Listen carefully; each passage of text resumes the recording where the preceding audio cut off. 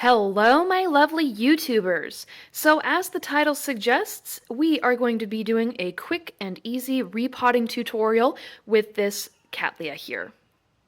Cattleyas should really be repotted every 2 years. As you can see, this one has been keeping up to date by being repotted every 2 years. And since we are coming up on the 2 year mark here, I will be repotting this Cattleya. Now, even though repotting should take place every 2 years, you really should go by the Cattleya or orchid itself. If it needs repotting after 1 year, go ahead and repot it. The 2 year is just sort of a loose and general rule. But as you can see, this one definitely needs to be repotted, so that's what we're going to do today. The Cattleya we are repotting is a Brassolalia Cattleya Golden Zell by Brassolalia Cattleya Memoria Dorothy Birch. Wow, that was hard to say. I got this one at one of my Orchid Society meetings, so I haven't seen it bloom. I've been having a lot of trouble keeping it hydrated. As you can see, it has the shriveled pseudobulbs, and really that's because there's not a lot of media. There is some, but there's not a whole lot of media in there, so that's why I've been having trouble keeping it hydrated. So this repot is really going to be good for it. Hopefully I will be able to keep up more with the watering needs for this orchid.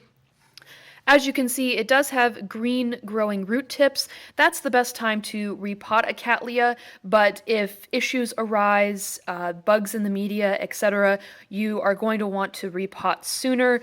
But with some orchids, it's more important to wait until they have the green growing root tips, like your bifoliate Cattleyas. They really don't like to be repotted unless they are actively growing. Okay, so first step is to soak your Cattleya. This is what I do for all of my Cattleyas. I soak them before repotting. It loosens up the media around the roots. It just makes repotting easier, and your orchid gets to be hydrated before getting into a new media. So I think it really does help the orchid adjust whenever it's being repotted. So what I also do is I will add a dose of my Neptune's Harvest fish emulsion and seaweed fertilizer. So that just helps the roots. They're actively growing. It just gives them a little bit of a boost so that they can adjust more easily to the new pot and new growing media. So this one has been soaking for about 30 minutes. You don't need to be excessive with it. And the next thing that you're going to want to do is to select your orchid media. So I'm just going to be using a straight up Orchiata mix, and this has been soaking for about 2 hours. The longer the better when it comes to soaking your media, but I have just been soaking this one for 2 hours, and that's good enough for me. Next thing you're going to want to do is you're going to want to select a new pot, a new home for your orchid. As you can see, I've chosen one with a lot of holes. It is a terracotta as well, and terracotta typically dries out faster than the plastic pots. So you can see the size difference here. I'm basically just going up one pot size here, and that's because of all of the roots coming out of the pot. You can reuse a pot. If you have an orchid that it fits nicely into the pot, you can reuse the same pot. For example, if you're just wanting to change out the media because it's old, but the orchid still fits into the pot, you can reuse the same pot.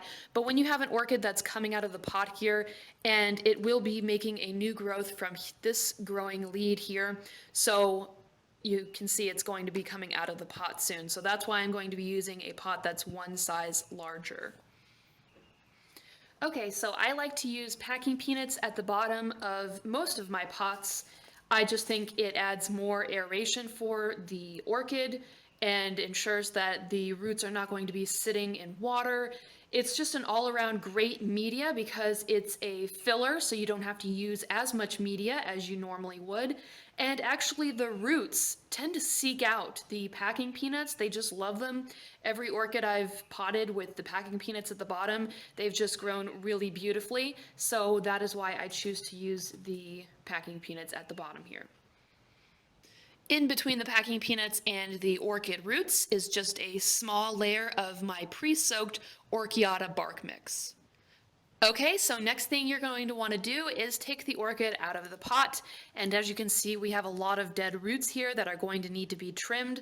And you can see the root system isn't as extensive as I'd like, and that's probably because I was keeping it way too dry. So that happens when you have the hydroton or leca beads. These are great because they are great for semi-hydroponics culture, and they also are a great inorganic material that helps your orchid dry out faster. But in the case of me, I tend not to water my plants very often in the winter, so it just wasn't a good combination for me. So I do not use leca in any of my potting mixes for that reason. With this particular orchid, it's pretty easy to tell which roots are dead and which ones are living. So you're going to want to trim any dead roots that your orchid has. That way they're not decomposing in the pot and attracting all sorts of fungus gnats or fungi, bacteria, things like that. They're just going to decompose in the pot anyway, so you don't need them. With my sterile pair of pruning shears here, I'm just going to trim all of the dead roots on this orchid. Okay, so after giving this orchid a little bit of a haircut, nothing too crazy, there are still some dead roots on there, but they were too close to the live, actively growing roots, so I'm just going to leave them there. You really just want to get the majority. It's not imperative that you get every single dead root. So after you have given your orchid a little bit of a haircut, now we are going to pot the orchid. And of course, the pièce de résistance is your orchid tag. Don't forget to put it in the pot. I've done that many times, and then I'm wondering, what is this orchid? So definitely don't forget to put your tag in the pot, and we are done. Alrighty guys, if you enjoyed this video, please give it a thumbs up. Subscribe to my channel for more videos like this one in the future. Follow me on Facebook and Twitter, and I will see you guys later. Bye.